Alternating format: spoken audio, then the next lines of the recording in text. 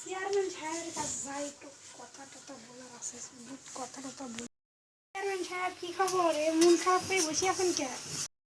সারা বছর তো বুঝলেন ভাই, সারা বছর তো আমি জোর চুরি করে খানু। এই 5 বছর তো ভালোই মানে লুটপাট করে খাইছি।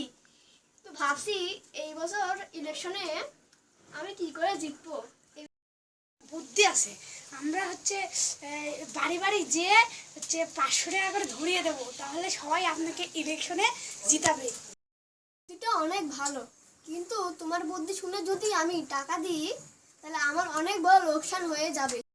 আপনি তো সারা জীবন চুরি করেই খেলেন, এই 500 টাকা আপনার কাছে কোনো ব্যাপারই না। আপনি দিয়ে দেন, দিয়ে দেন, আপনারই মেলা লাভ হবে। আরও 5 বছর আপনি পারবেন এই খাতে, আমাকে সাথে একটু দিয়েন, তাহলেই হয়ে যাবে।